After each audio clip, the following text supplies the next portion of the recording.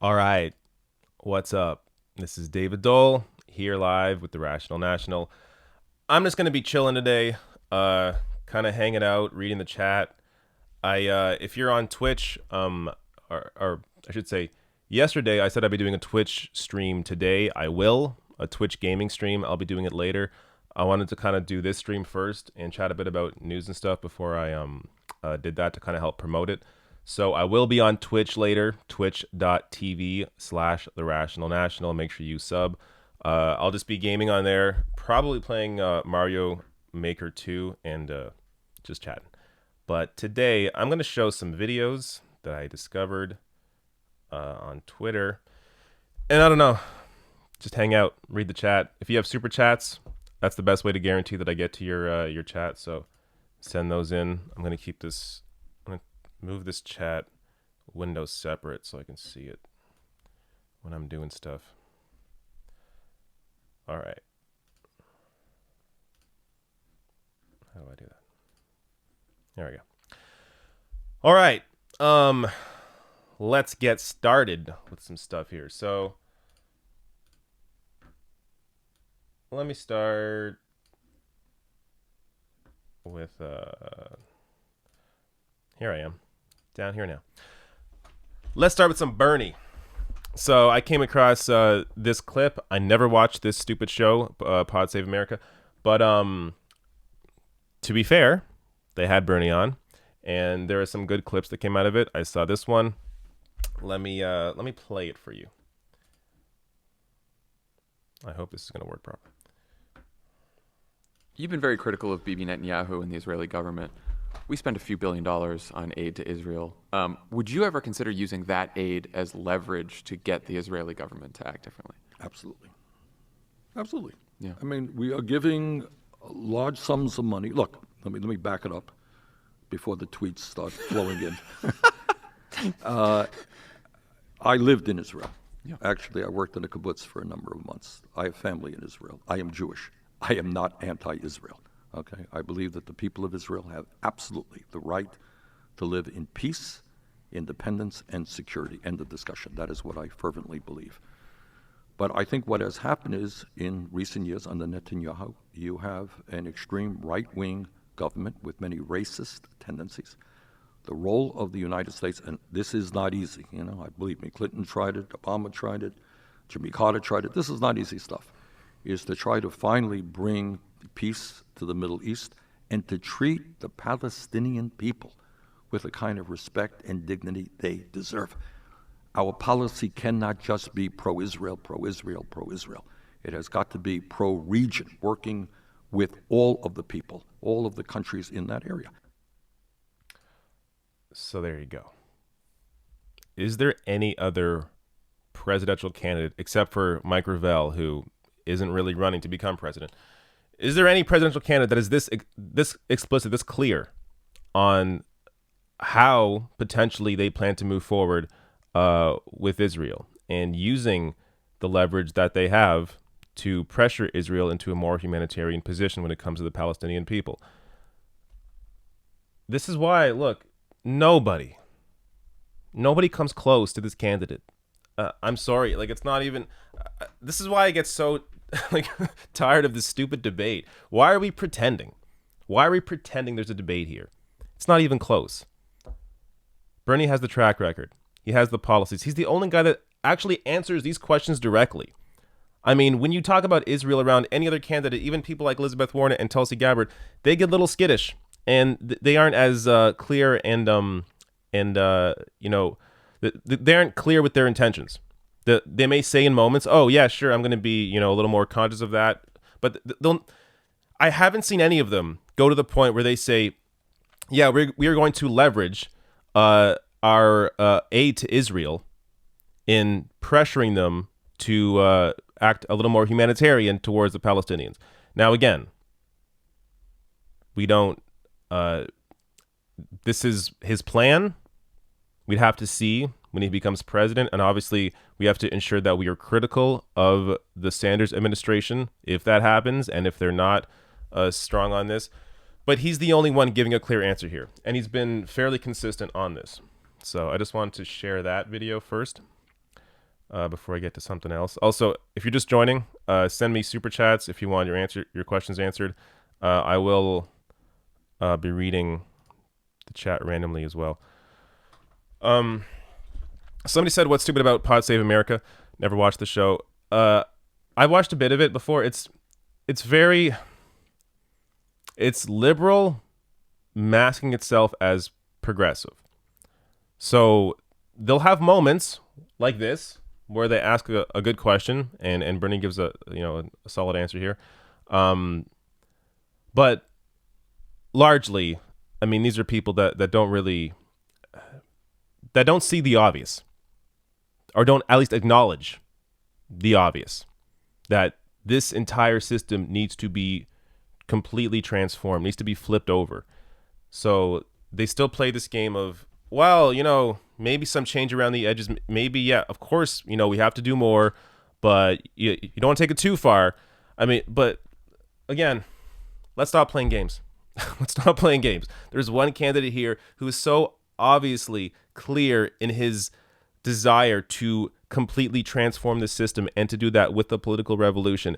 If you don't see that is necessary in order to actually get anything done, then I don't know what you're doing.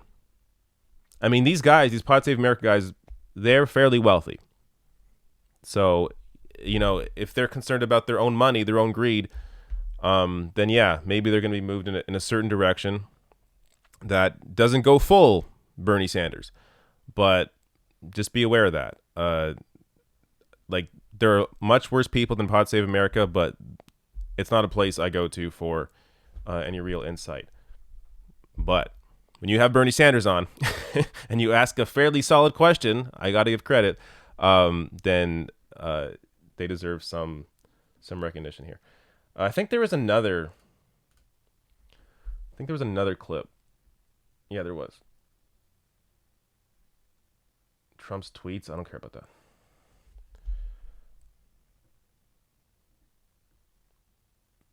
Okay, I haven't seen this one. Recalls his conversation with Obama on leading a grassroots movement. Oh, this is interesting. What would you do differently from President Obama to keep the movement alive and active? Another once good question. You're in the White House. This was our challenge, right? Funny you asked that question. Yeah, I discussed that with President Obama. Oh, good. Actually. Okay. Well, what advice did he give? He was very kind. We were in the Oval Office on a couple of occasions talking about many issues.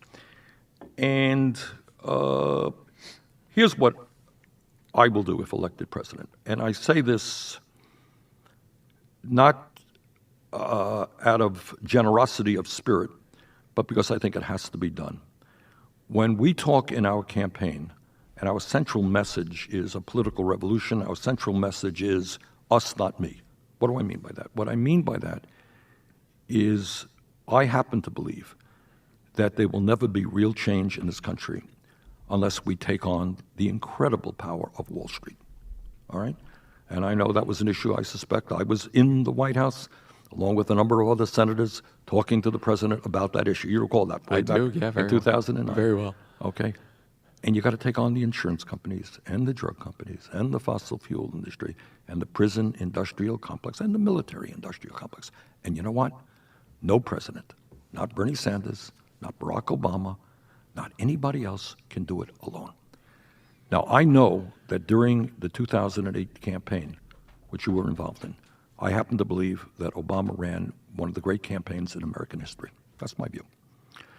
But I think, and this is what the president and I talked about, is how do you continue that grassroots activism? Yes. How do you do that? Exactly. And what he said is, and I remember exactly what he said, he said, Bernie, it's harder than you think.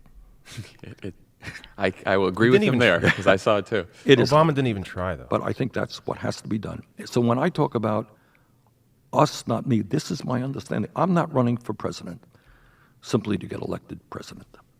I'm running for president not only to defeat the most dangerous and ugly president in the history of this country. I am running for president to help transform this country, and it cannot be done alone.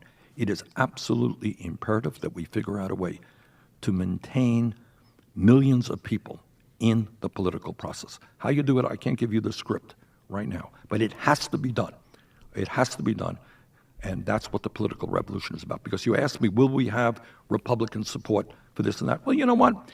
If we go to Kentucky and tens of thousands of people tell Mitch McConnell, you know what, we're working for $9 an hour, we can't make it, you are going to vote to raise that minimum wage to $15 an hour.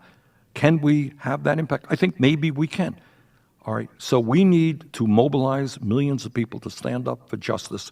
And as President of the United States, I would be you'd be commander-in-chief of the military, but you're commander-in-chief of a strong grassroots movement as well. This is why Bernie's different. He understands this. He would use the office of the presidency to facilitate a political revolution. So to facilitate movements all across the country in different states, putting pressure on their senators, on their congresspeople to support various pieces of legislation like Medicare for All to get passed. Now, will it work? Who knows? But if you don't try, you don't know. So this is something he's talked about before too. He talked about this with Cenk Uygur on the Young Turks, where Bernie discussed how he would be willing to go to West Virginia to put pressure on Joe Manchin, rally the people there in West Virginia to say support Medicare for all. Rally the people in West Virginia to put pressure on their senator to support a Medicare for all bill, as one example. But this is something no other candidate has really engaged in. So Elizabeth Warren has, I think she's made one or two comments, kind of not directly using those examples, but made comments kind of mentioning how, yeah, we do need, people to be involved and to help put pressure to get these bills passed. So kind of inkling, moving towards that idea, but she's not doing it. That's the difference here. Bernie actually has the movement. I mean, he has the volunteer base. He has the individual donors. He has the people. You compare the actual people that are supporting Bernie to any other candidate, it's not even close. Bernie has, I think, over 2 million individual donations now and is about to hit 1 million individual donors. He's already surpassed 1 million volunteers. He's building the movement. He's continued to build the movement since 2016. He's continuing to grow it now. And this is why you need somebody like that to become president, because they will have that sort of movement behind them to be able to put the pressure on whoever. So this is something that Elizabeth Warren just doesn't have, that other candidates in this race just don't have. And that's apart from the foreign policy that Bernie Sanders brings that nobody else can match, in terms of also his movement as well, in terms of his consistency. I mean, just across the board, it's obvious. And really right now, you watching me are likely already aware of this. It's your job now to educate other people in your lives. Educate them about this. Educate them about his record. Show them old videos of Bernie Sanders. I think that's really one of the most convincing aspects of Bernie, is when you see him discussing this stuff years ago, discussing what needs to be done 10, 20 years ago, saying the same thing then as he's saying now. That shows people that he has a consistent record. He means what he says. So when you have someone like that in a position of power, like the presidency, then we can assume that he's going to continue to be who he's always been.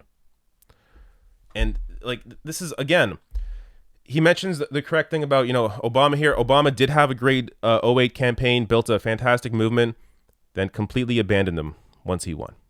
And Bernie says here that Obama says it's harder than it looks. Look, I got to go back, do a little more research. I don't think Obama even tried. From what I've seen, what I've heard, what I've read, Obama didn't really try at all to utilize the movement that he grew in that 08 campaign. And part of that was likely because of the people that were supporting him, the big donors that were supporting him, Wall Street. So this is when you don't feel inclined to utilize the movement that you built because now you have these powerful people around you. I mean, that's what Obama did. He completely abandoned it. So whether Obama was always conservative or whether he just became one when he was in office, it doesn't matter. The facts are he didn't utilize the movement that he grew to push the change that he promised. And Bernie Sanders is different in that respect. He's also a lot older, a lot wiser. He's gone through this experience. He's gone through his entire life being on the same side of all these issues. So it's just not even close. It's not even close. Actually, while I was talking about Bernie there, I actually want to see this account.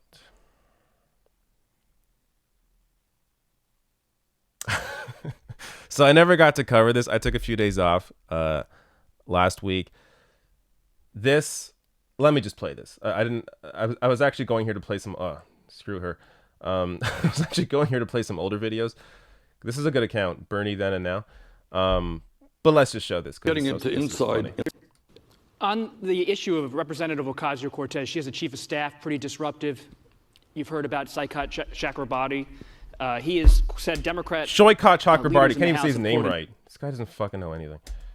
Technology and productivity. All right? Why are we in the middle of this video?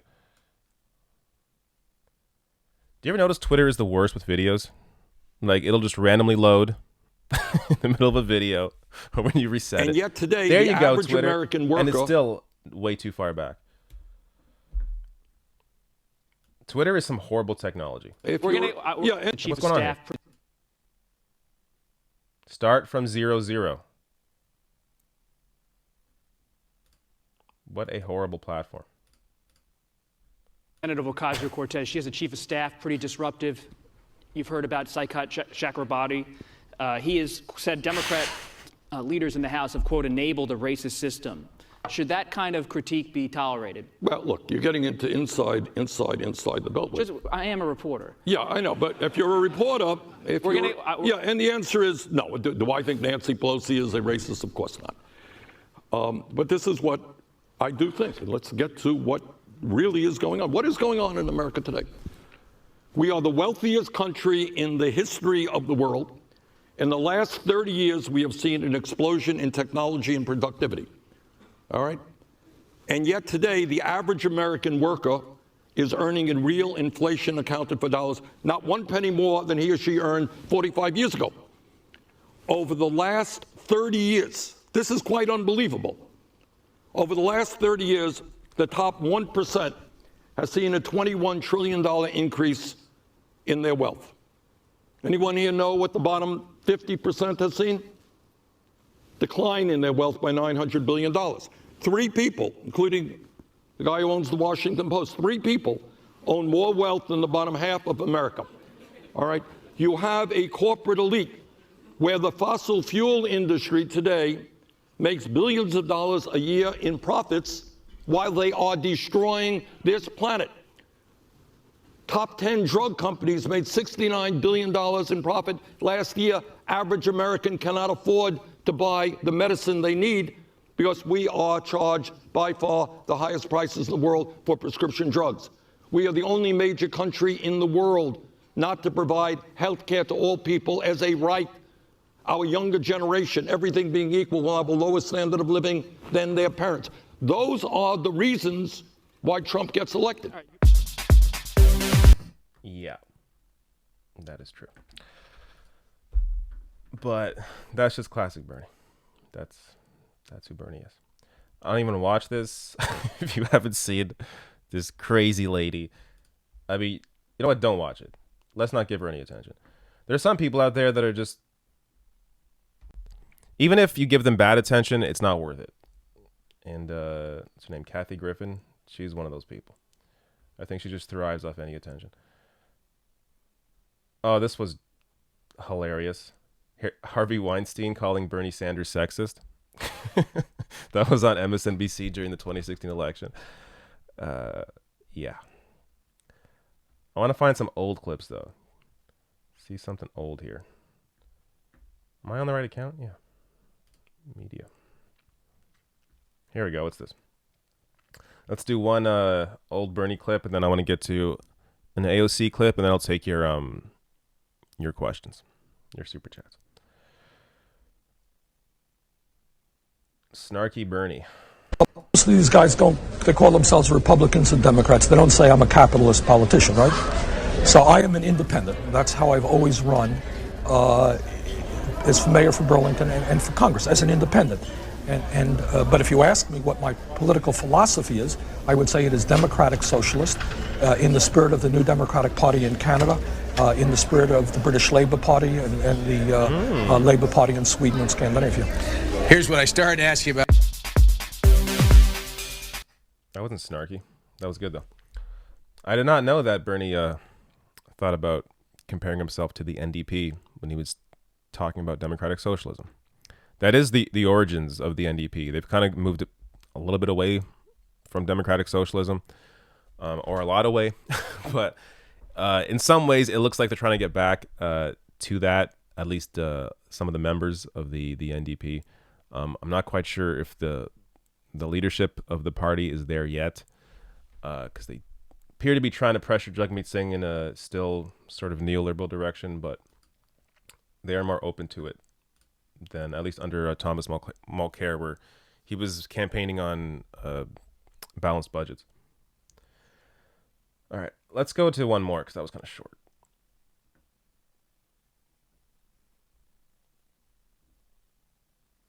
All right, this is Bernie Sanders gives you that one secret trick to beating the Republicans in 1995.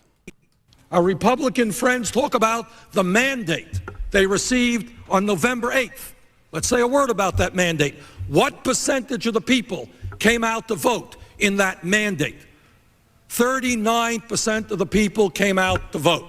Republicans ended up with a smaller percentage, a little bit larger percentage than the Democrats did. 39% of the people came out to vote. I am happy to say that in my home city of Burlington, Vermont, on Election Day, just this last Tuesday, where a progressive, I should point out, was elected mayor, we had 50% of the people coming out in a local election.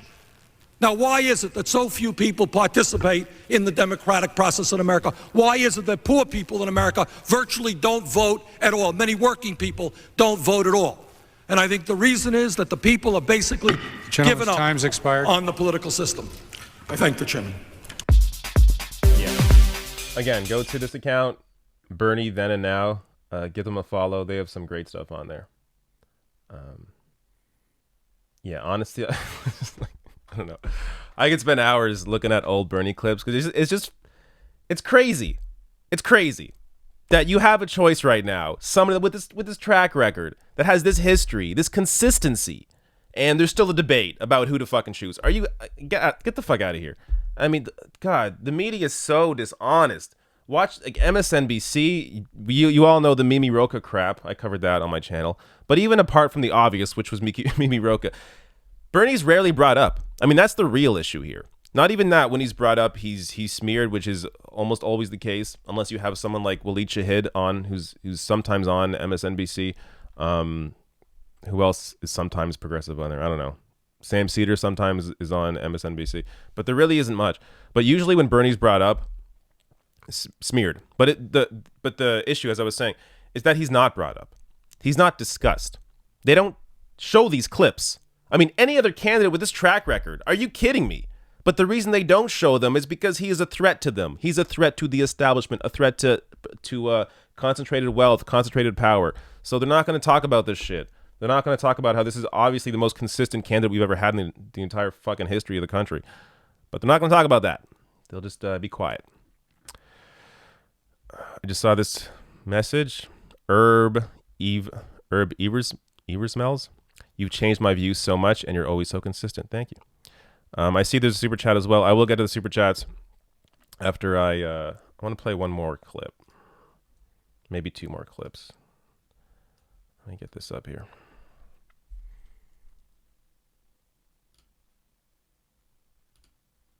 Here we go. This was good. So, this is during a hearing on affordable health care, and this is what AOC said. When I was 16 years old, my father was diagnosed with a rare form of lung cancer. He was in experimental trials in order to save his life. My family almost lost our home in order to try to keep him alive and just try to keep our family together. Many people know that I was working in a restaurant when I got elected, but they don't know why. And the reason why was because we lost my father to a rare form of lung cancer. We couldn't find treatment for him. Ms. Skipper, you said that with your insurance, your insulin is $1,000 a month. Is that correct? Yes. When insulin was first developed, the patent was sold. Do you understand? Do you know this story? Yeah, for $1. For $1, right? Yeah. That's how much the patent for all insulin was sold for. Do you know the reason why it's $1,000 with insurance for you? No. Neither do I. I have no idea. And frankly, I don't think corporations I don't think corporations will give us a reason why. Mr. Mitchell, are you familiar with stock buybacks? I know what they are. And what is a stock buyback? It's when a company decides to purchase shares of its stock in order to drive up its stock price. So between those roughly 10 years, $465 billion was spent on research and development. The amount that pharmaceuticals spent on that same time to buy their own stock for the sole purpose of driving up the price was $516 billion. So they spent more than their entire budget on research and development on a tactic to drive up their own stock price. Stock buybacks used to be illegal in this country. And once they were made legal, they were allowed. And when a company buys their own stock, it drives up the price of their stock. And something that's not talked about is that CEO pay is tied to stock price. Mm-hmm. So CEOs right now are not incentivized to invest in research and development. They're incentivized to raise their stock price. So, there's a lot of debate as to what can be structured, whether we can go single payer, whether we maintain our insurance system the way that it is, how you make it more competitive, whether you don't, et cetera. But I think one very clear thing that we can see, Mr. Chair, is that if we eliminated stock buybacks, we could reduce the cost outlays of insurance company or pharmaceutical companies by at least half when you compare just research and development and the stock buybacks alone. And again, I just want to thank each and every single one of you for sharing your stories today, because there is no reason for a drug as simple as insulin, which costs $21 in Canada for a 10 milliliter bottle, to cost the equivalent of a mortgage payment or sometimes 2 mortgage payments. And with that, I yield. Thank you. Yeah. The American system is insane. I mean, I talk about healthcare a lot because I feel like it's really one of the issues that I can offer some perspective on for Americans, because I'm not American. I mean, just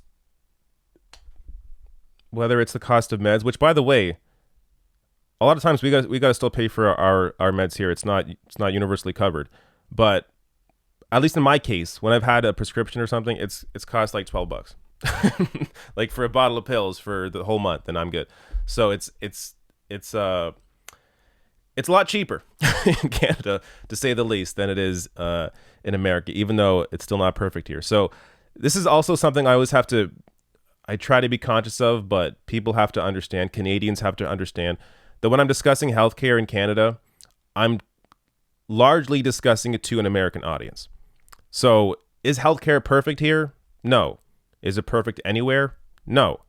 But the kinds of problems that Canadians have with healthcare, it's nowhere near the problems that Americans have. So when I am discussing the Canadian system and the American system, I'm going to discuss the obvious disconnect here to that the American system is compared to every other universal system. I mean, you see these countries move into universal healthcare. Do they move back to a private insurance-based system? No. Now, corporations will try, as we're seeing in the UK and in Canada to some extent. They try to privatize things or move towards privatization. But that's not because the people want that. It's because under capitalism, you're always going to have that constant fight, having to fight back these interests that want profit. But like, just, I don't know what's so hard to understand about this. I mean, Biden yesterday put out a video. Let me go to it because I might as well get mad at something. Yesterday, I retweeted. Here it is. Joe Biden put out this. So let me read my tweet first. I said, as a Canadian watching this, you are nuts. Healthcare is never on my mind unless I need it. I've been sick, had surgery, never gave a second thought to any of it. My only complaint is it doesn't go far enough. We need dental coverage, and Medicare for All covers that. So that's another issue too that I should bring up. The Medicare for All plan, from what I've read, appears to be better than what we have in Canada. So just understand that if you pass Medicare for All and you pass it the way it's formed right now, where it covers all these things like dental coverage, like pharmacare, it will be a it will be a better plan, a more universal plan than what Canadians currently have. But let me play Joe Biden making this ad essentially for the insurance industry. Let The me day play the what. Affordable Care Act passed into law, I cried tears of joy because I knew my family and friends were going to receive medical care they so badly needed. I also have relatives that have been diagnosed with a chronic disease, and at the time they were diagnosed, their health care was running out, and the insurance providers would no longer let them get the prescriptions they needed because they were at an unbelievable price. The Affordable Care Act came into law. They were able to get the medical care that they needed. They continued to live a full life. My husband and I worked for a very long time. We are now retired. However, the length of time we worked earned us benefits that we can live the rest of our lives with. One of those is our private medical insurance. I have my own private insurance. I don't want to lose it. My husband and I worked for over 30 years. I feel we earned that benefit. Oh my. And that's why Fuck off. I prefer to keep the Affordable Care Act. We build upon it, bring in the private insurance, Because I'm so and selfish. move forward. I like what I have. I like what I have. And it means a lot. 80 million Stay healthy people. long. Hope you don't need it. Hope you don't. More like 300 million people. 300 million people need to suffer because I like my private insurance. That's right, I know. Thank you, Vice President Biden. Like, it's not the lady's fault, right? She's obviously uninformed or misinformed. But it's sad. And I struggle with shit like this because I don't know if Joe Biden even knows that he's wrong. Because these people, what they do, the way they're able to live their lives is they convince themselves they're correct. I mean, the worst people in the world, like Trump, I don't think Trump thinks he's an evil person, but he is. But these people, they convince themselves that they are doing the right thing. They surround themselves with people that convince them they're doing the right thing. They don't question anything they do. And he's so wrong. This lady would have just as good, if not better, health insurance under a Medicare for All system than she currently has through her private insurance company. And she would also be able to choose any doctor, go to any hospital, any provider that she wants, because everybody's under the same plan. It wouldn't affect her at all, and it would only benefit millions upon millions of other people. But Joe Biden's not going to tell her that. Joe Biden taking money from the insurance industry, healthcare companies, it doesn't matter. Joe Biden's open to everybody. He's friends with everyone. As long as you got some money for him, then he's on your side. Just total and complete bullshit. And we see this all the fucking time. I do think Bernie actually replied to that. I feel like I'm not going to find it though. But I feel like there was something else I wanted to say about this. Oh, yeah. I think Sanders is going to Canada tomorrow.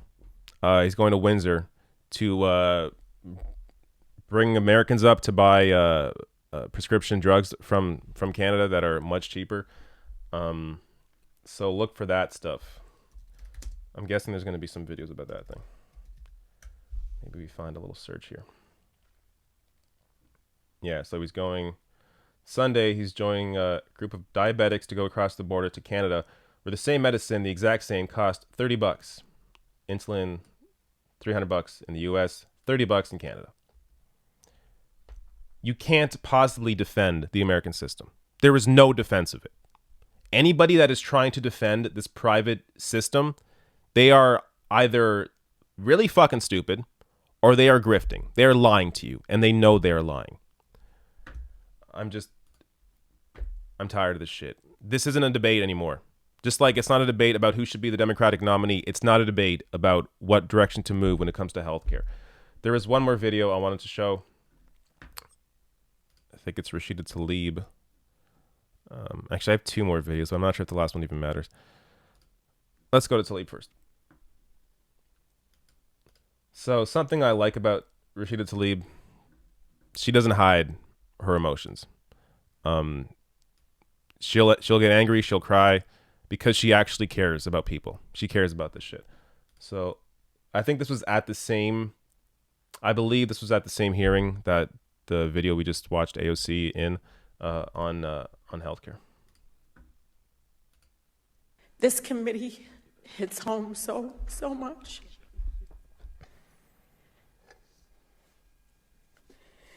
I just want to thank all of you so much for speaking up, because I mean, I know I can speak to some of us here. There's a lack of urgency, right? There's a lack of urgency. One of the things that this broken system and the frustration I have, and I had all these questions, I wanted to pull out these human stories, but I think you all have put a human face to something for years, I feel like hasn't truly been translated into the human impact until it got so broken down, so to the point where you have people rationing, that you have people actually dying right before your eyes because we've allowed corporate greed. We've allowed corporate greed to come before the people. Is that it? This committee hits home so much. Okay, that was short. But yeah, she's exactly right. And that's the problem with most, I mean, when it comes to most problems in society, the issue is the focus is on profits over people. Pick any issue. That's usually the case. So, like, I think it's important to kind of lay out why a Medicare for All system is so important. And I always forget a million points, but one of the most important points I think that doesn't get brought up enough is, well, I don't know, so many good points, but one of them is the peace of mind. I never think about healthcare. I just don't have to. Now, again, this is my experience. I'm sure there are Canadians out there may have had a bad experience here or there, and they'll tell you otherwise. But by and large, the experience that Canadians have is way better than what Americans have. I mean, we don't go bankrupt because we can't afford healthcare, but that's a normal thing in America. We don't die due to a lack of access to healthcare, but that's a normal thing in America. We don't have to split pills because we can't. Maybe some people do, depending on your prescription. But the cost of our prescription drugs way cheaper than what Americans experience. So just there's no comparison at all. And any complaints that I have about the Canadian system is that it doesn't cover enough. That we don't have universal pharmacare. That we don't have universal dental care. And we're missing a few other universal eye care. I think we're missing as well. There are certain aspects that we need to move more in a socialist direction on. And that's the issue with the system. It's not that it's, universal. The issue is that it's not universal enough. So that's the only issue I have with the Canadian system. So when we're talking about the American system, my God, I've thought, like, in the past, I've considered maybe moving to the U.S. if I could. It's a long, horrible process. I mean, to legally move and work in the U.S. from when I was doing research on it, it's a very long, annoying process. I never went through with it, but part of the reason was healthcare. I did not want to have to think about healthcare because I never had to think about it before. So I didn't want to have to add something to my life, add a new stress to my life that I don't have here. So it never really made sense for me to move to the U.S. And peace of mind is one of the huge benefits of a universal system. And There's something else I wanted to mention too. Oh yeah. On top of that, I mean, when it comes to private insurance and people that have private insurance through their employer, doesn't that make you stick with the employer even if maybe you don't like the job? Say you have great private insurance, but because you have that great private insurance through your employer, well, that's a benefit you have through the employer. So say you don't like the job, or you don't like your boss, or you want to change careers. Maybe you want to start a business. Healthcare is something you have to worry about in America. Because if you leave that job, there goes the healthcare. In Canada or other countries that have a universal system, you can leave that job without worrying about losing your healthcare. You can start a business without worrying about losing your healthcare. You can hire people without having to worry about giving them healthcare because they already have it. So the amount of free time, like, it frees up so much time. It takes off so much stress, frees up so much time. And I can't, like, it's not, if it's not obvious already, I don't even know what else to say. I feel like I've made all the points necessary, not just here, but in the past. I've talked about healthcare again and again. Do people really need more convincing? Because I don't think that's really the problem. I mean, when we look at polling on Medicare for All, it's largely positive. The majority of people want a universal system. The vast majority of Democrats want a universal system. Anyone that doesn't want that is misinformed or a health insurance executive. I mean, that's the only possibility. You are either uninformed, misinformed, or you make tons of money and you're totally greedy and you work in the healthcare industry. That would be the only reason to be against a Medicare for All system.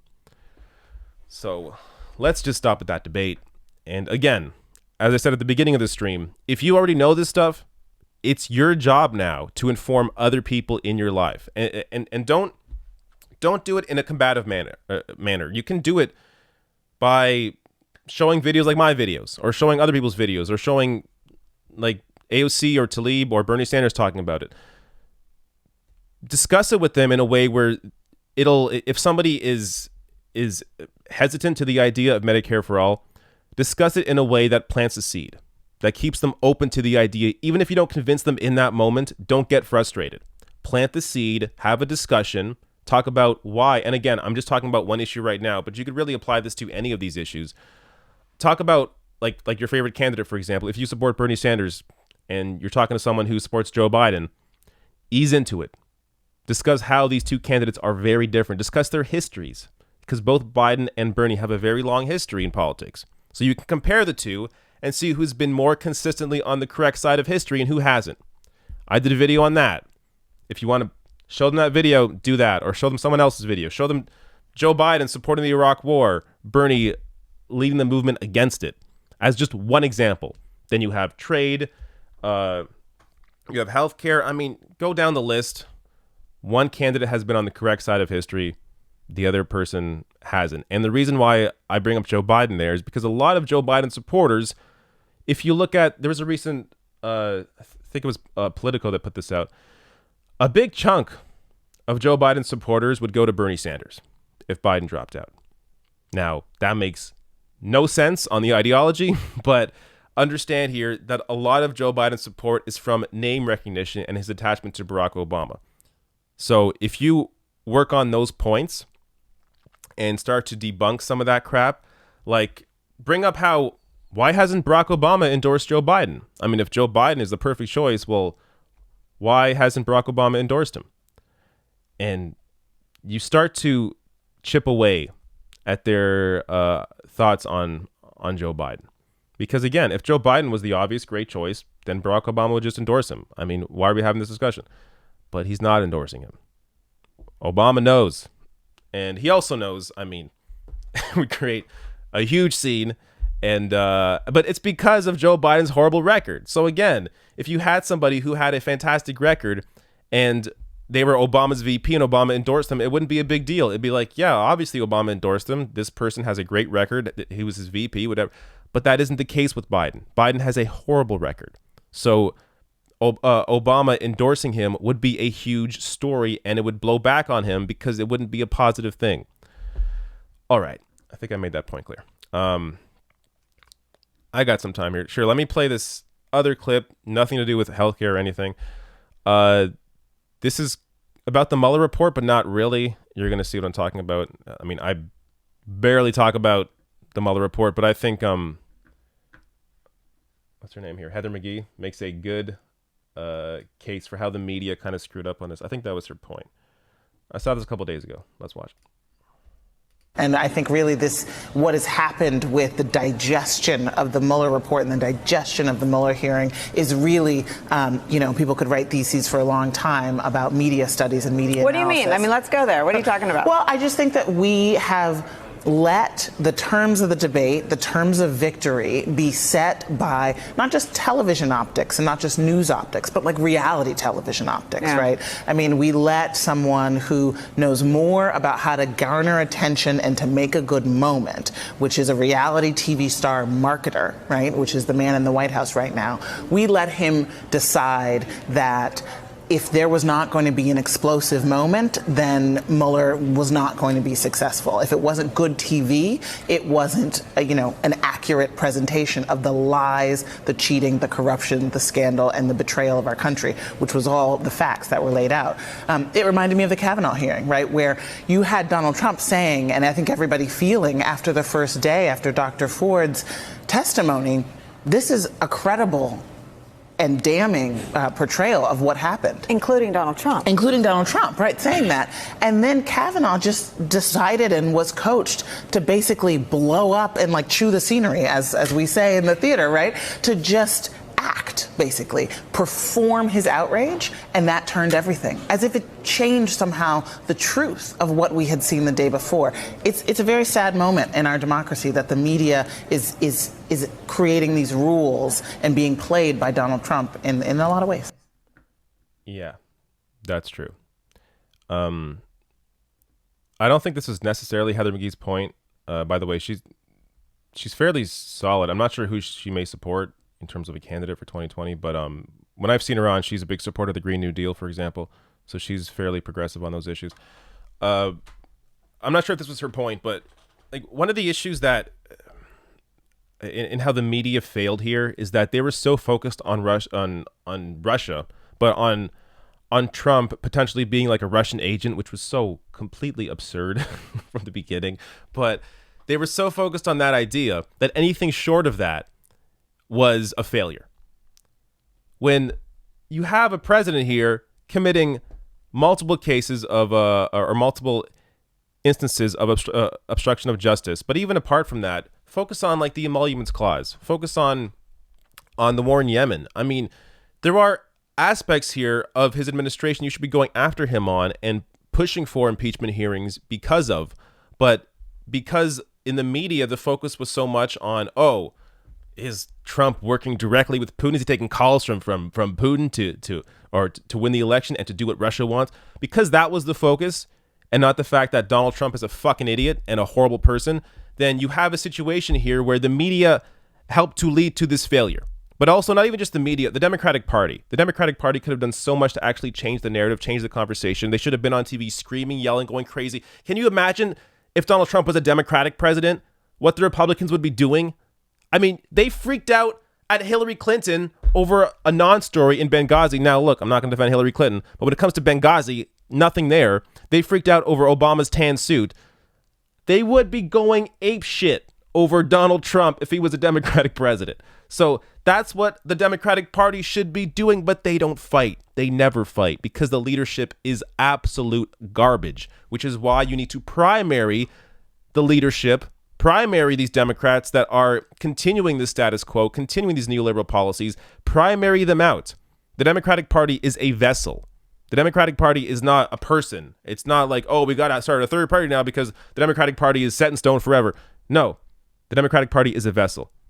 The infrastructure is there. Replace the people inside of it. And then you take it over and shift the party into a party that actually represents real people.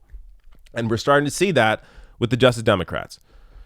So it is a successful model. It's not going to happen overnight. So it's going to take elections. It's going to take your support, take volunteers, take your donations to be able to get people in there that actually represent real people. All right. Let me go to Super Chats. And as I said at the beginning, I'm going to be doing Twitch later. I don't have a Twitch graphic here, but go to twitch.tv/TheRationalNational. I'll actually write it in the chat. And since I'm probably 30 seconds behind, you're going to be like, or ahead, you're going to be like, what is this about? Let me type it here, just so you all know where to go, where to sub. There you go. Twitch.tv/TheRationalNational. Join there, subscribe. You'll be notified when I go live. And I'm really just going to be playing some games. But I'll be playing games and chatting with people, so it's going to be kind of laid back, kind of fun. And I'm trying to build more of an audience there and make it a more regular thing. But Super Chats. Let me do that. And as anybody knows, anytime I have done Super Chats, it takes me about 5 minutes to actually find the Super Chat, page, so I know what the questions are. But I'll get there. And actually, while I'm doing that, oh man, hope I'm not taking some views here. Christo Avalis is also live. I had no idea he was live.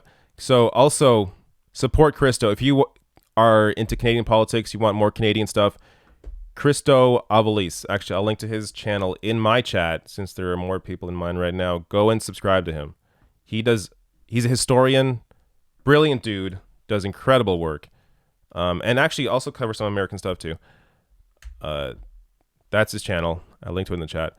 Subscribe to him. He's fantastic. I've had him on my show a few times. All right.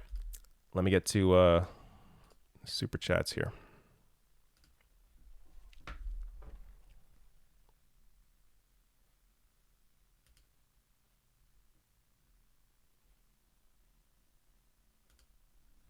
I found it.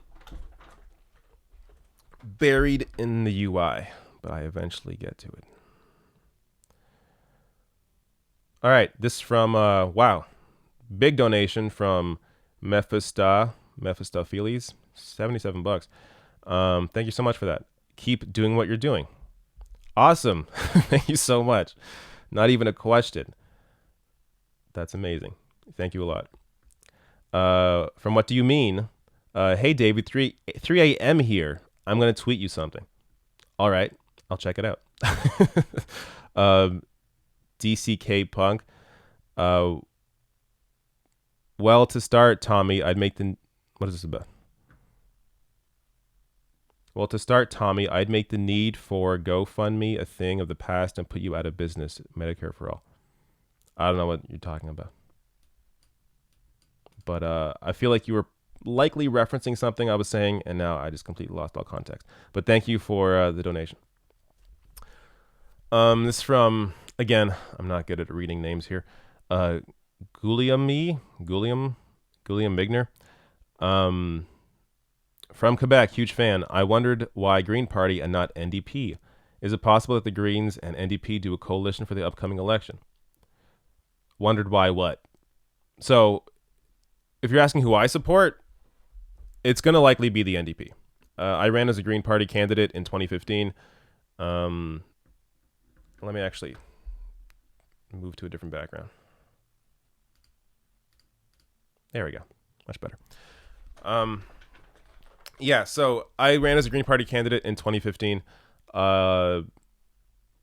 because, I mean, I supported what the Green Party was running on, but now it seems like they're moving into potentially at least being a little more open to conservatives, which is kind of weird for me, or weird to see. So they just hired Warren Kinsella, the self-described Prince of Darkness of Canadian politics, to, I guess, he's supposed to be there to help defend Elizabeth May, the Green Party leader. But it's a weird hire. This is somebody who has largely worked within neoliberal campaigns, gave Doug Ford, the Conservative Premier of Ontario, gave Doug Ford $1,000 in March. This is after a lot of anti-labor moves Doug Ford had already made, not to mention a lot of anti-other moves he already made. So it's a super weird hire to hire Warren Kinsella. Yeah, I don't know. That said, I mean, it depends on your riding, right? If you're in a riding, if you're in Elizabeth May's riding, vote for Elizabeth May. If you're in, I think it's Paul Manley, who's the other Green MP, you're in his riding, vote for Manley. And if you're in a riding where maybe they're leading the other parties, sure, vote for them. But when we're talking about, who I trust a little more now to lead the actual country, not that Green Party would ever be able to form government, but the NDP, I think, are moving in the correct direction. They just need a little more nudge, a little more of a nudge into maybe a little more, left territory in terms of being more willing to challenge power, more willing to be explicit in saying we are not a party of the wealthy. We are a party to challenge power, challenge wealth. We are going to tax the wealthy. They do have a plan to tax the wealthy. I think it's 1%, a 1% wealth tax on any money made over 20 or on any wealth over $20 million. So they are moving in the correct direction at least policy wise. But the rhetoric needs to change as well. I think that's how you actually help to facilitate potentially building a movement, is the rhetoric needs to be where the policies are. So that's why I'm a little more for NDP. But again, I said this on the Michael Brooks show. I think it depends on your riding. So if you're in a riding where, it's the Greens most likely, then vote for them. If you're in a riding where the NDP is leading, definitely vote NDP. And I'm hoping that we're going to see a minority government, and I'm hoping it's if it can't be an NDP minority, I'm hoping it's a liberal minority. Then you have more say from the left-wing parties in that scenario that will potentially be, propping up a liberal party to form government. So I don't know. There's a lot to really, think about. The election hasn't even started yet, even though it's like 3 months away. So we will get there, and I'll be talking a lot more about it. What do you mean again? What do you think of the new Twitter layout? I actually think it's okay. So I think it's been I think I've had it for a while now because it was in beta for a bit. I got used to it. I think people kind of freak out a little too much when Twitter changes something, and then we all kind of forgot they even made the change. That seems to happen again and again. I mean, do you remember all the outrage when Twitter moved to 280 characters from 140? Now we all just take it for granted. And I think Twitter is better for it, actually. I'm able to say I'm able to add a lot more substance in my tweets in 280 characters than I was in 140. So I don't think that was a bad thing. Migner again, thank you for the donation. You mentioned some parties in Canada want to bring back private health care. Is that Maxime Bernier? I feel people forget our progressive legacy. They don't necessarily. So you're not going to see a party run on I want to privatize healthcare completely, because they're going to get no votes. So they can never do it that way. They could be more open though to privatizing certain aspects, or being a little more less clear on what they plan to do about healthcare, potentially opening up to private interests. But no, I was talking more about Doug Ford. Doug Ford has sort of moved in that direction. I don't know. I don't want to talk about Doug Ford, really. It's going to make me a little depressed.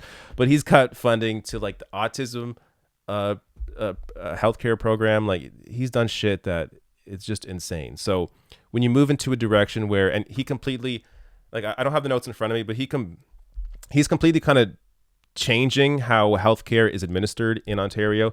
So if you don't know, Canada has a standard in terms of what healthcare should provide, but then each province gets to figure out how to actually provide that healthcare, and they figure out the funding mechanisms and all that.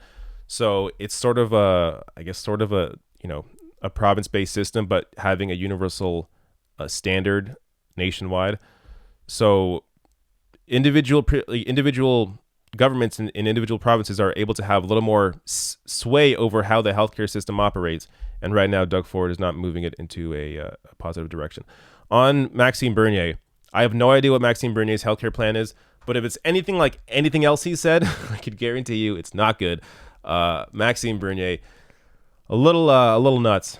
He's been leaning really hard on the xenophobia, and I don't think it's I mean, maybe it's going to work out for him in some way. And the thing is, if it works out for him, he'll be taking some votes away from the Conservative Party, which ends up just helping the Liberals, the NDP, and the Greens. From Malcolm King, are wait times an actual issue with Medicare for all? So it would depend completely on the country, right? So each country's universal system operates differently, obviously. In Canada, it depends, again, your province, where you are. But everything I hear about wait times, Americans have wait times. I hear all the time how you have to schedule doctor appointments. At least some people, I've heard this from, depending on your doctor, again, where you live, like months ahead of time, weeks ahead of time. If I wake up sick, I call my doctor. I make an appointment the same day, and I'm there. Or I go to any walk-in clinic, and I get help. So I don't have to even go to my doctor. I can go anywhere and get healthcare. So in terms of, doctor visits, no, wait times aren't an issue. In terms of surgery, it depends on what you're getting. So if you're getting, life-saving surgery, you need it tomorrow, you're going to get it. You're going to get that surgery immediately. I had surgery that was not life-threatening. So for me, it was a few months of a wait, which was completely fine. But that's also where you hear about, like when you hear about Canadians going to America to get healthcare, it's these rich ass people that can think, oh, you know what? I don't want to wait 3 months for my minor surgery in Canada. I'm just going to go to the US and get it. Okay, fine. But understand, that's what the American system currently is. If you're wealthy in America, you get great healthcare. There's no problems. No one's pretending that healthcare in America sucks if you have money. The issue is most people don't have that money. They can't afford that healthcare. Having a universal system protects you no matter where you are in life, no matter what your situation is, which is why a universal system is so necessary, because it looks after everybody. It prioritizes actual healthcare. It prioritizes the sick over the wealthy. So American healthcare, let me say this clearly. American healthcare prioritizes the wealthy. Canadian healthcare universal systems prioritize the sick. That's the main difference here. Because there is no profit motive in a universal system, there is no need to focus on the wealthy, obviously. So it's focused on who actually needs the healthcare the most. So my minor surgery, I had to wait 3 months, which was no big deal at all. I got it, came home, paid nothing. That was it. I mean, it was very, very simple process. Never thought about it again. I didn't really think much of it before I had it. So it was just a very, very simple process. But again, all depends where you live, your experiences. But in general, I think it should be obvious that a universal system is leagues ahead of where the American system is. Bill Napil, that's a great name. Would left-posing mainstream media back Bernie? I think you mean MSNBC, CNN. Would left-posing mainstream media back Bernie versus Trump, given that Trump is closer to establishment? Good point. Economics, military ideology, and his scandals are up ratings, profits. So basically your question is, would mainstream media back Bernie over Trump when Trump is closer to their ideology and gets more ratings? First of all, I would argue that Trump gets more ratings. I think Bernie would get a shit ton of ratings if he was actually covered properly. In terms of the ideology, though, yeah, I don't know. I have no idea. We know people like Donnie Douche on MSNBC, or I'm sorry, Donnie Deutsch. Yes, that's his name. Donnie Deutsch on MSNBC accidentally slipped up and said that he would vote for Trump over Bernie Sanders. And then Joe Scarborough scolded him because he knew how bad that would look, that you're supporting this fucking horrible, xenophobic, racist piece of shit over someone that actually cares about people. And after he was scolded, Donnie was like, yeah, oh, sorry, Joe, you're right. You fucking know. If on election day, if there is Bernie and Trump on the ticket, 100% Donnie douchebag is voting for Donald Trump. 100%. And the fact is, a lot of these people that are on television that are worth millions of dollars, Donnie Douche is an ad executive born into wealth. It was his father's company. He inherited his father's business. Obviously, all these fucking assholes that hate Bernie Sanders, born into a shit ton of money, never had to experience any actual struggle.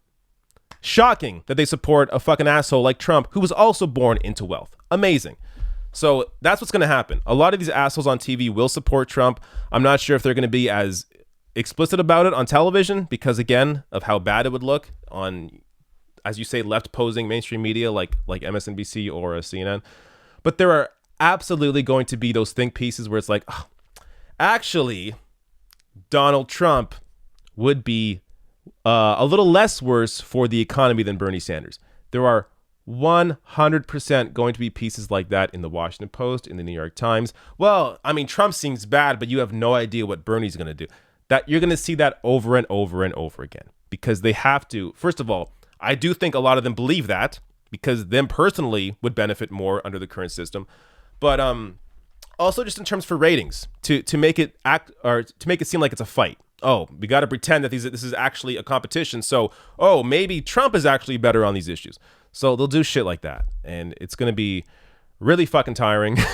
I'm not looking forward to it. But at the same time, if we are in a situation where it is Bernie and Trump, I am looking forward to that matchup because I think Bernie will wipe the floor with him.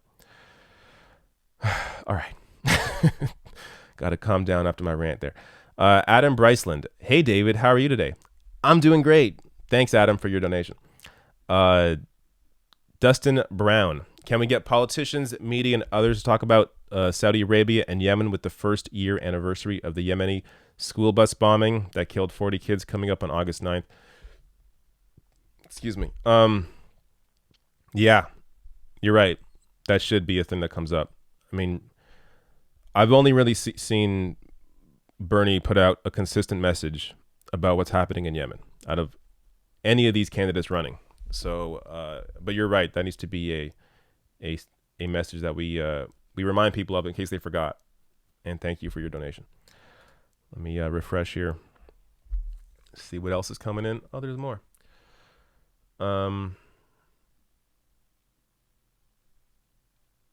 This from Carolina, 1961. David, love your podcast. Keep up the good work. Thank you so much. And that reminds me, I have not uploaded anything to my actual podcast in terms of audio podcast for quite a while. I was putting my episodes on there. Then I took like a few days off. I kind of forgot about it. I mean, the audio portion, which is just my show in audio form, it's like, I don't know. There's a small audience there. I'm not sure if people actually want to hear my videos just in audio. I feel like you really miss something, especially because I bring in a lot of usually on-screen information and that kind of thing. But I feel like I should also be putting up something on that page as well. So I don't know. I'll get back to that. Even though I think you're probably just talking about my show, but thank you. Item Bryceland, again, how old are you? I don't want to give my age. I'm in my 30s. I'll just put that. I'll put that out there. You can probably find it pretty easily, actually. Whatever, it doesn't matter. The Ron Dane Holler report. Hey, David, I tweeted at you, you defunding you last night. I don't know what that means. I tweeted you, but you didn't spell that. Is that what you defunding you last night? I don't know what that means. But okay, I got too many tweets. I can't read them all. So I'll see if I can find your tweet, but it's going to be unlikely. Joe White, thank you for the donation. No question there. So sometimes I get blank messages here on Super Chat. People have told me that they send me links when it's blank. So if you send me a link, I can't see it on Super Chat. I mean, that's how it shows up to me. So if you link me something, I'm not going to be able to click it. Migner again. Oh, it's Guillermo. Oh, but it's with an E at the end. Okay. Guillermo Migner, thank you so much for that donation. Adrian PN, how close is Canada to getting instant runoff vote? What does that mean? Oh, like runoff elections? Like how they have in like California? I don't know what that means. We're not close to getting that. Like, so we were supposed to have proportional representation, or we were supposed to have electoral reform. So Justin Trudeau in 2015 promised electoral reform. It would be the last time you ever had first past the post in Canada. Came into power, nothing, obviously. This is a party that won based on the existing first past the post system. So why would they challenge it? They pretended for a while, oh yeah, we're looking into it. We're going to see what Canadians think about this. Maybe, yeah, we'll move to some different system. Completely abandon it. And I think that's actually one of the main reasons to not support the Liberals this time around. They just can't be trusted. I mean, that was one of Justin Trudeau's main campaign goals, talking about electoral reform. We're going to move to some form of proportional representation where your vote actually matters, but they kept it the way it is. And I mean, part of that, in case you didn't know this, the Liberals won their majority with 40% of the vote. So the Liberal Party formed a majority government, which would give you the sense that, oh, well, they must have got the majority of the vote. No, 40% of the vote. That's how our system works. Kind of like your system in America. So two broken systems here. The American system is also first past the post. It's just not under a parliamentary system, so it's a little different. But basically, you can end up in a scenario where the person that has the most votes doesn't actually win. And that's what happened here. Though, no, that isn't necessarily what happened here. Trudeau did have the most votes. Just didn't have a majority of votes to form a majority government. That's the actual issue. But in America, I mean, you have Trump losing by 4 million votes and still winning. That's maybe a little crazier than what we have here. You also have gerrymandering issues and voter suppression. So you have a little more issues with your electoral system there. But that said, our system in Canada needs some major improvements. All right. I'm going to I'll take whatever else comes in. If there's no more, then I'm getting off soon because I'm going to do some Twitch later, playing some Mario Maker, and I'm going to play Mike Figueiredo's Mario Maker level in Mario Maker 2. He made a level. He put it on Twitter last night. I'm going to check that out, and we're going to have a good time. But I think there's no more super chats. I'm going to take some random chats before I go from the chat here. Oh, I should have said earlier, if anybody's wondering, probably nobody here is wondering, but if you're wondering why I'm not on Twitch and YouTube at the same time, someone just sent me money on PayPal. Thank you so much, Natasha Dyer. Thank you. Yeah, you can also donate to the channel that way. PayPal.me/David Dole, DAVIDDOEL. It's on screen, right? Yes, it is. There it is. What was I saying? Twitch. So I learned after my last Twitch stream that apparently it's against Twitch's terms of service to stream the same thing on a different platform as you're streaming on their platform, which is totally absurd. Look, YouTube has its issues, and I think in many ways YouTube is much worse than Twitch in terms of how they deal with creators. But the idea that you can't stream the same thing on a different platform because it's not Twitch exclusive is a little nuts. As far as I know, Facebook doesn't care, YouTube doesn't care and Twitter doesn't care if you stream on all those platforms at the same time. I don't know why they would care. It shouldn't matter. Twitch apparently cares. So I got to separate my streams now. If I do one of these, excuse me, it can't be on, I just ate some ketchup chips. It can't be on Twitch and YouTube at the same time. All right. I got a new super chat. Let me go to that. And this chair, I need a new chair. This chair slowly drops as I'm recording. I don't know if you ever watched. I think I had like one or two videos where at the beginning of the video, I'm like up here. And by the end of it, I'm like down here. And I don't even notice it. But it's a problem. I need a new chair. Coke Curve gave me a wave. Thank you so much, Coke Curve. And thanks for your donation. Joe White, again, send me a donation. I don't see your message. I assume you're sending me nothing because it's blank for me. I don't see shit. But thank you for your donation. Though I feel bad because I feel like you're likely sending me something. Mandy Sadowski, I love your show. Keep up the great work. Thanks to Progressive Voice for keeping Pep updated on Twitter. I don't know what Pep is, but I do like Progressive Voice. Progressive Voice, he should change his name to the Progressive Watchdog because that's what he is. He keeps a watchful eye over the progressive channels and keeps us in line, or I should say, keeps us rational. Because, look, I think he's going to be big. Honestly, he's getting big already. He's like at like 40K subs, but if you watch his content, Progressive Voice is incredibly rational. You understand why he comes to the positions that he comes to. He explains it. It makes sense. I only disagree with him he's disagreed with me on something. He thinks it's kind of absurd to cover Meghan McCain. I completely disagree with that because Meghan McCain and The View has such a fucking ridiculous hold on a lot of people that watch that show. So those people will go online, they'll search for View clips, maybe come across my clip on Meghan McCain, and I'll actually be able to inform that View viewer on something political that they were misinformed about on The View. So that's why I cover Meghan McCain. He's wrong on only that one issue, but on most things, Progressive Voice, or I should say Sahil, is pretty legit. All right. Brad Surdity. Hey, David, keep up the good work. I know the algorithm is giving shows like yours, Kyle's, Mike's, etc. the big squeeze. Your voices are so important.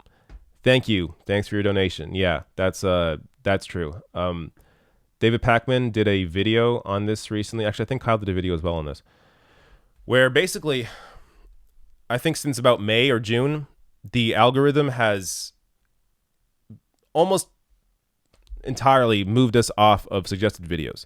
So my videos and a lot of these progressive shows, their videos, the views from their videos used to be mostly people that were not subscribers, meaning that people just came across it through a suggested video somewhere.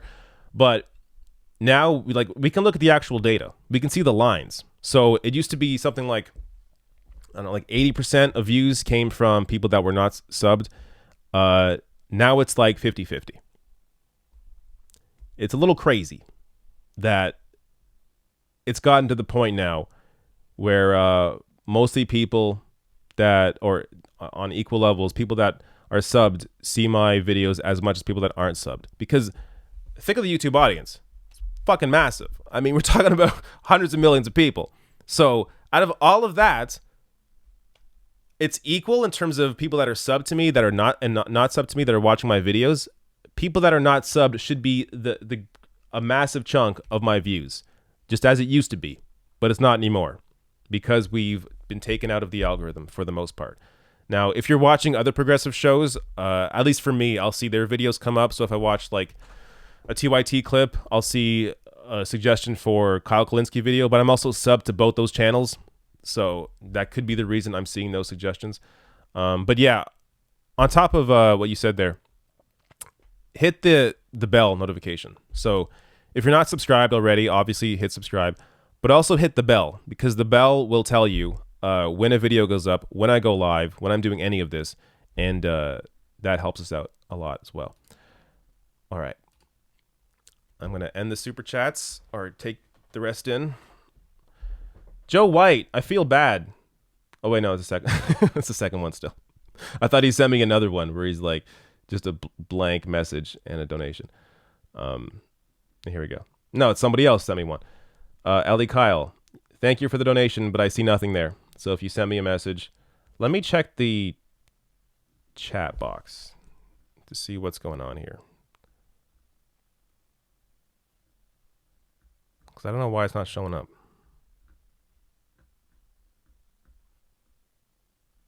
I don't know, maybe you didn't send me a message. Okay. Well, thank you so much. That's awesome. Nicholas Smith, do you have a Nintendo Switch, David? Let's play. I do. I don't know. Is it a friend code? I don't know what my username is. I don't think I have any friends on Twitch actually, because I'm mostly a PS4 player. But yeah, I have a Switch. I'm going to play some of that today, so that's gonna be fun. All right. My Twitch handle. Someone asked that.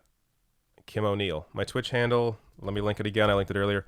It's just The Rational National, but twitch.tv/The Rational National. There you go. Twitch.tv/The Rational National. Follow, subscribe, whatever you got to do to know I'm doing stuff. All right. I got to go soon, and I'll be back on. I think I'll do this tonight. I'll do Twitch tonight. Yeah, it wouldn't make sense to do it right now because I got to go do some stuff. But I'll do Twitch tonight.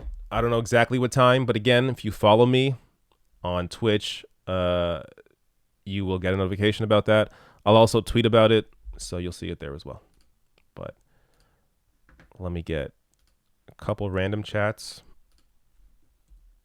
out of the message box here. Something that I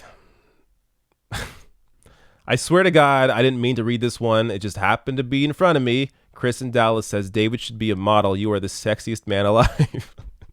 Thank you, Chris. I always find comments like this funny because, I don't know. See me in high school. If you're on my Instagram account, if you go back really far, you see some images of me from high school. I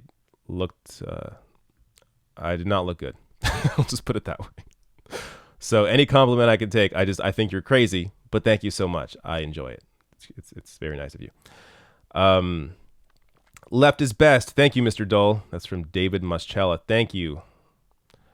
I want to get some other random stuff here.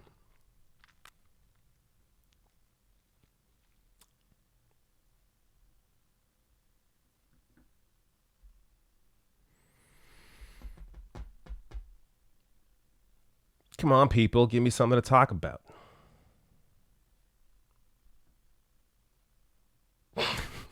Richard Head. He isn't even the real David. No flannel. I'm trying to mix it up a little bit. I got a white shirt on today. I don't always wear flannel. I mix it up sometimes now. I want to get more solid color shirts. Like the thing is, I would love to wear. I like wearing green, but I can't wear green on a green screen. It just doesn't work out, unfortunately. So I don't really get to represent my actual wardrobe. Those shirts, it's fun. Like funny enough, I really only wear those shirts on this show. I don't wear them out in public. I'm for the most part very casual dresser. So yeah, it's not really a real representation of my actual wardrobe, but it is my rational national wardrobe. All right. OG Johnson. David, I at you twice. I don't know what you're talking about, but all right. I don't see your ats. It's hard for me to respond to you. Okay. I want to get like one more topic to like go off on for a bit, and then I'll get out of here. Michael Saveland, did Gavin McGinnis offer to pay you to go on his show like he did with David Pakman? No, I did not. I did not get an email from Gavin McGinnis for $5,000. Gavin McGinnis is offering people liberals anyways, $5,000 to go on his new free speech show. And there, as far as I've seen, I mean, Anna Kasparian has turned him down. Sam Cedars turned him down. I think David Pakman turning him down. And that's the way it should be. Gavin McGinnis he's a grifter. He's trying to work his way back in after, creating the Proud Boys and creating a bunch of shit with all that, just engaging in hate. Don't prop those people up. Don't even acknowledge them. I mean, I don't do videos on Gavin McGinnis. I guess I could, but I think it just helps. This is a guy who wants to be talked about. People that want to be talked about, I don't fucking talk about them because they're dishonest grifters. They're just people looking for a fucking paycheck. So I would not go on Gavin McGinnis' show even if I was offered $5,000 because of that reason. All right. Jay Camacho, David's hair deserves its own website. I didn't do anything to it today. It's just dry. Usually I put like something in it, make it wet or something, but maybe I should just leave it like this. The problem is though, I feel like my hair grows so quickly, and when it gets really long, I can't even contain it.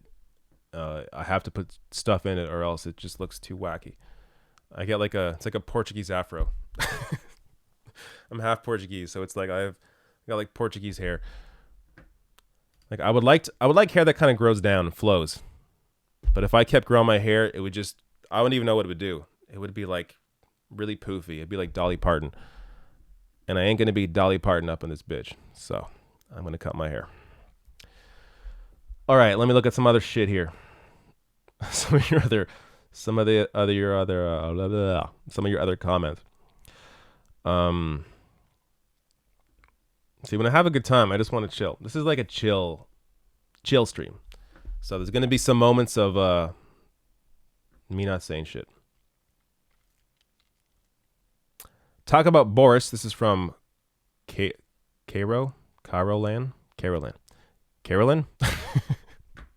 I don't think it's Carolyn, but it might be.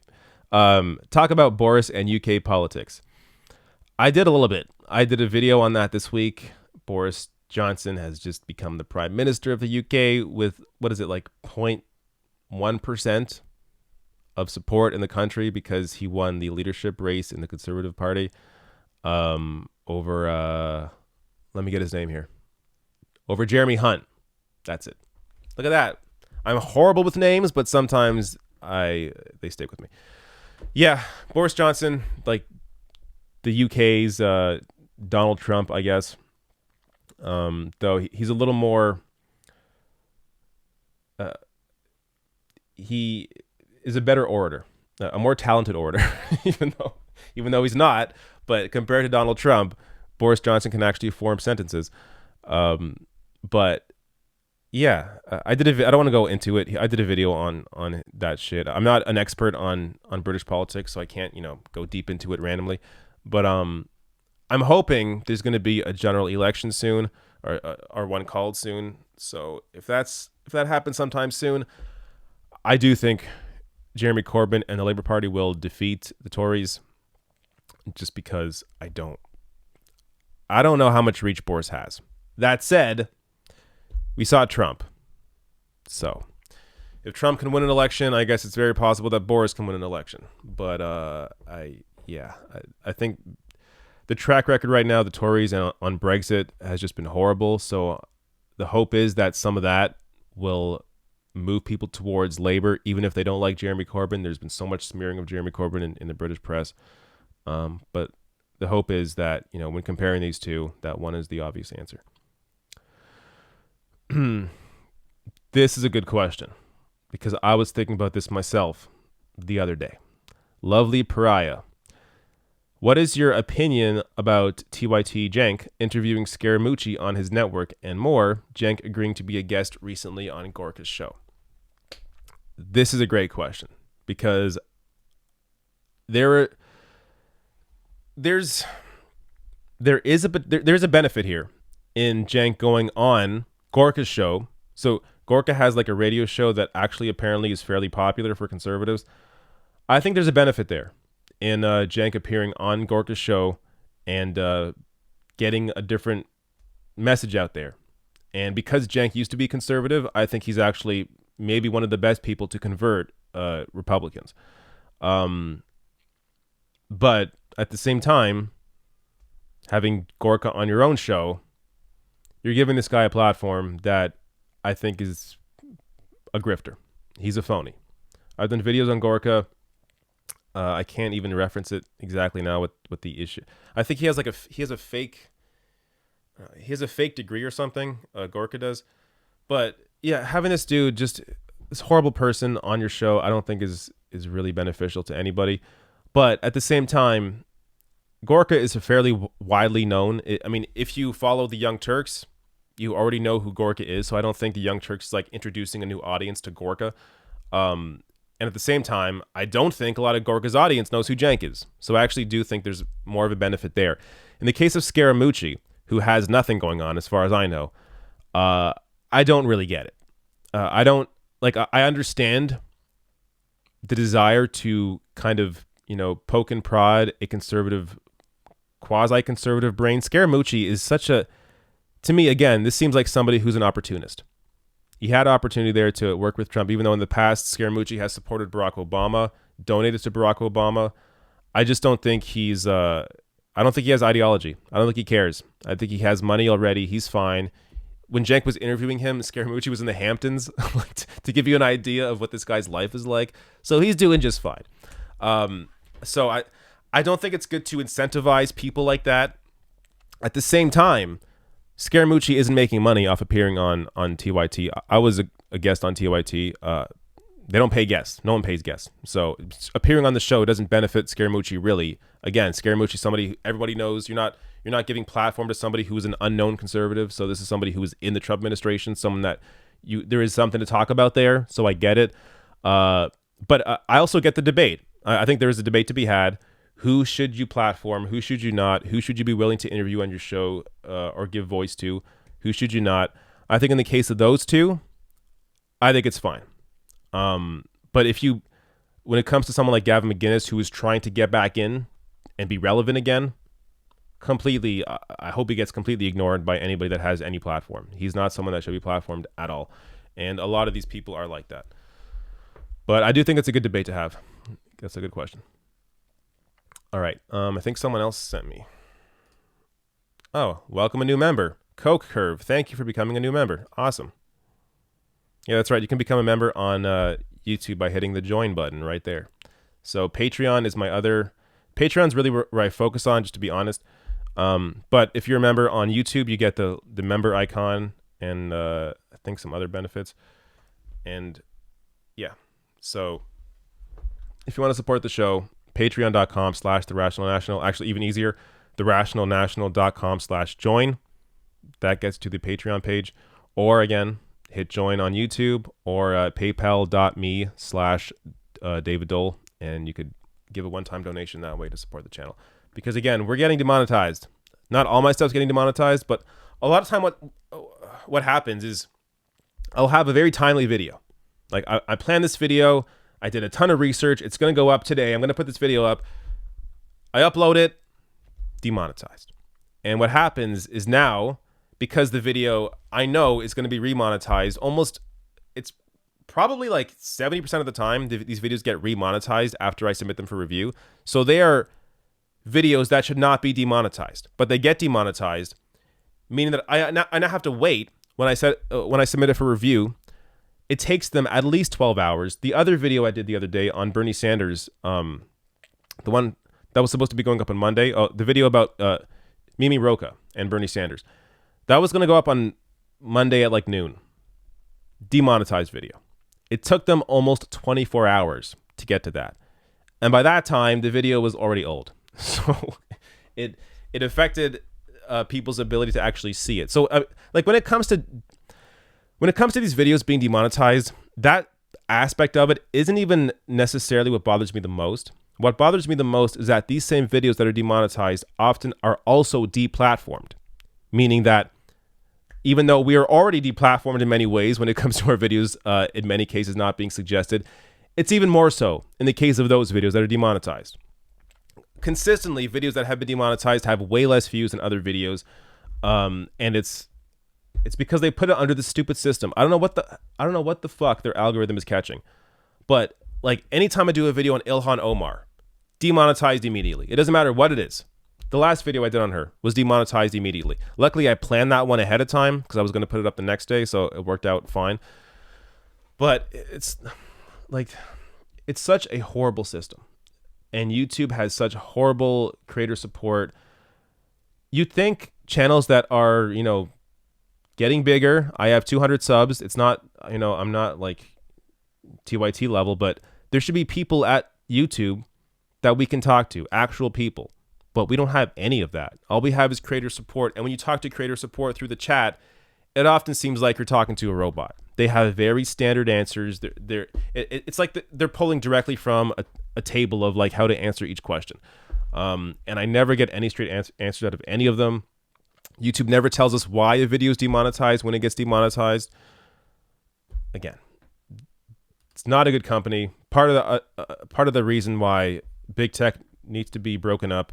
YouTube, Google's ad revenue arm should not all be under the same company. These should all be separate companies. There should be some actual competition with YouTube when it comes to streaming and video. And I guess you could say there kind of is with Twitch. But again, Twitch is owned by Amazon. There needs to be competition on the level where other companies could actually compete with YouTube. You can't compete with YouTube or Twitch when they're owned by fucking Amazon and Google. Like, it's not going to work out. So the only way to have some actual competition in this space is to break up these companies, and then maybe these companies will be forced to actually hire people that will deal with creators, that will take these issues seriously when it comes to demonetizations. So the real problem here is YouTube doesn't want to hire more people. So their aim here is to rely on the algorithm. Their aim is to rely on the algorithm so that does all the work for them, so that they don't have to hire actual people to watch these videos and decide what is hateful, what is just, completely made up, conspiratorial to get views, what isn't, that kind of thing. So it all goes back to capitalism. It goes back to YouTube wanting to make more money while not having to hire anybody extra. And that's what they've continued to try and do. But yeah, let me get some more questions here, because some more super chats came in. What do you mean? Okay. I decided to tweet you something that may be helpful to your Australian audience. Well, anyone could find it helpful, especially Australians. All right, let me check my Twitter to see what you're saying. Yeah, you could have just put it in the super chat, unless it's like a long message or something. But checking my Twitter sometimes is hard, because there's a lot to go through.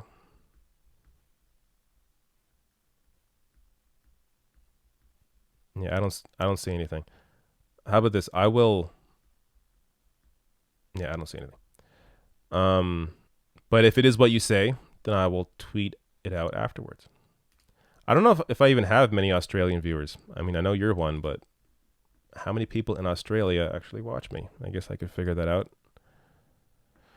All right. Another question here. Fuzzy Wuzzy Angels.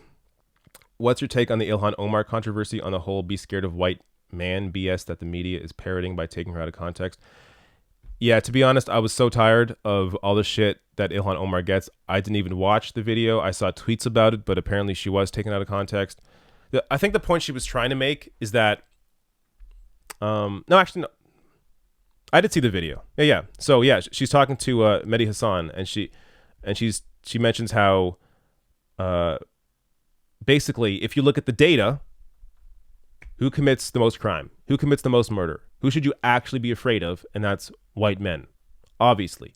But she's making the point that none of this is based on data. None of this is based on reality. She isn't saying that you should be profiling people. And even honestly, even if she did, nothing's wrong with that. I mean, if you're going to profile anybody, yeah, profile white men. I'm a white guy. I'm perfectly fine with that. I understand that a lot of other white men are fucking assholes. A lot of xenophobic, racist pieces of shit. And yeah, unfortunately, maybe you got to profile some of those people. But like the actual issue here is Trump put less effort into less money, less support into looking into right-wing groups, right-wing organizations that may be committing acts of violence, maybe planning things. He put less focus on that. At the same time that it's growing. So at the same time that we are seeing growth in white supremacy, white nationalism, this hatred, this kind of xenophobic behavior, we are also seeing at the same time less of a focus on it from the Trump administration, actually looking into it. So there's nothing wrong at all with what Ilhan Omar said. And if you want to look at the actual data, look at who is actually dangerous, she's 100% correct. And I have no problem with that. Okay. Again, I'm going to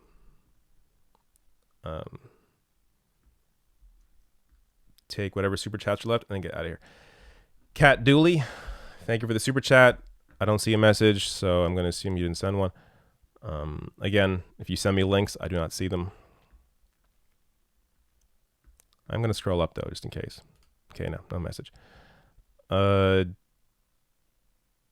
David Lopez. David, love your show. Do you think Bernie and team should emphasize Medicare for All doesn't result in loss of coverage of plans? See Bernie's latest. Yeah, I played that video, Biden's video earlier. Yeah, and I think they are. I think they are focusing on that. Anytime that comes up, Bernie puts out a video or puts out a tweet discussing the opposite. How actually Medicare for All expands coverage. You don't lose your doctor. You don't lose your healthcare provider. Everything's the same. Everybody's on the same plan. You have full choice, full freedom. So they are putting that out. The problem is the message doesn't get out to the people that need to see it. So the people that are supporting Biden, these are the people that are watching MSNBC, CNN. These aren't people that are paying attention to YouTube videos. So those are the people that need to be informed, which is why I say every time, if you know this stuff already, inform the people around you. Inform your friends, your family. Inform them on these various policies, on Bernie Sanders, on Medicare for All, because that's the only way this message gets out. People aren't going to randomly go online and watch one of my videos out of nowhere. They have to be directed towards it, and not just my videos. Just I'm talking about information in general that dispels their long-held ideas of what is real. You have to help break that down, break those ideas down by exposing these people that are misinformed to these ideas. All right. I think that's it.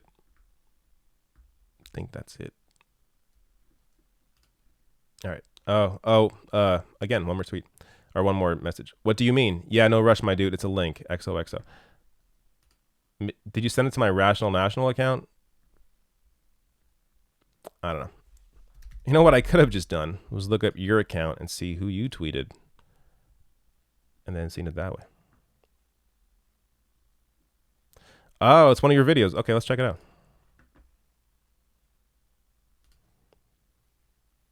Actually, let me do that. So this is a great account, YouTube account.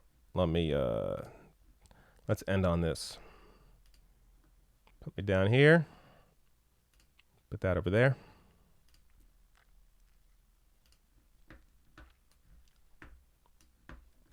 Here we go. What do you mean?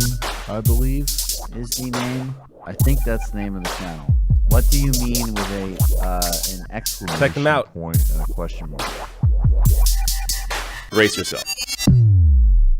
That's my voice. Okay, I've been meaning to make this one for a long time. She does Every really day cool something stuff will like this. remind Watch. me, and this is just one of those things that makes explaining Australian politics to an American or a Canadian that much more annoying. So yeah, consider this part one. Eventually I'll have a what do you mean political ideology, social movements and economic system series, probably a couple videos on it. But for now, let's start with a drawing that should hopefully show you why I've had many a conversations turn to absolute cabbage. Okay, first one at the top here on the left, the American Democrats donkey. You know, that had your Clinton and your Obama, and then on the other side, the Republican elephant with your Bush and your Trump. But after drawing it, it doesn't seem like an elephant. It kind of seems more like a tank with a hose coming out of it. That's all I can see. Probably a gas tank. All right, next up is the UK, and on the left we've got Labour with old mate Jeremy Corbyn, and then on the other side there's the Tories, the Conservatives with Brexit's biggest fan, Theresa May. I don't know that how leads me on to the next country, Canada, and they're very helpful in helping me explain my point I'm trying to make here, where on the left they have the Liberal Party with Justin Trudeau as the leader and another Conservative Party as the opposition. See the trend they have going there? Alright, and then we've got the Australian Labor Party with the opposition leader Bill Shorten. And yes, we do spell it like that. I don't know why, but there's no U in Labor in Australia, apparently. And opposing Labor with no U, the coalition, when they've teamed up with the National Party, formerly the Country Party, are a pack of absolute shitheads that cut heaps of funding from schools, hospitals, infrastructure. Now, do you see why confusion has turned some conversations to complete cabbage? And I hope now that the Liberal government now makes sense, especially in the context of when I use it. Oh yeah, and can't leave out New Zealand, especially when they've got my girl Jacinda, and a good example of a great Prime Minister, the complete polar opposite of what we've got going on here. Seriously, go home, Scott Morrison, and take all those white supremacists with you. This is ridiculous. All right, that's about it for this one. Oh, one last little side note. I really like how every other Labour Party has, like, their logos inspired by a native plant. And over here we've got the Southern Cross, where the other party has just the whole flag in their logo. We just got half the flag. Just drop the bit that makes you go, hey, remember when you guys were colonized? Great stuff. Yeah, have a nice day. Drop the... So yeah, follow... There you go. That's on Twitter. You'll find her on YouTube. I do want to make one comment though, just so we're clear. Liberals ain't Labor, that's for sure. So the NDP is our Labor Party. Here's the thing though. Like in the UK, the Labor Party has completely transformed pretty much since Jeremy Corbyn's won. So before it was a neoliberal party. Now Corbyn is moving it into a democratic socialist direction. Our Liberal Party was never Labor. NDP has always represented Labor, but yeah. Check out the channel. There you go. All right, awesome. I'm just gonna do some housekeeping, make sure that I got all super chats before I get out of here, and then get out of here.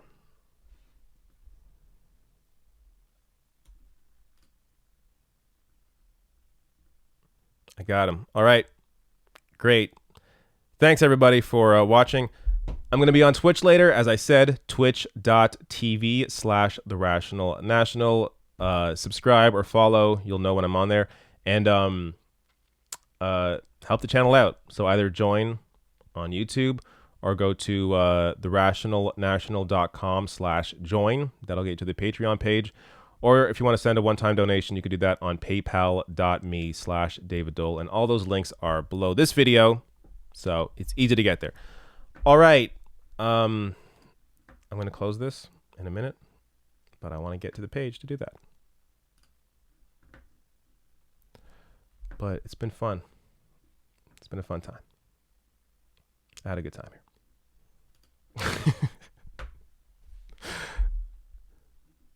Awkwardly talking in silence. All right. Thank you so much for coming, and goodbye.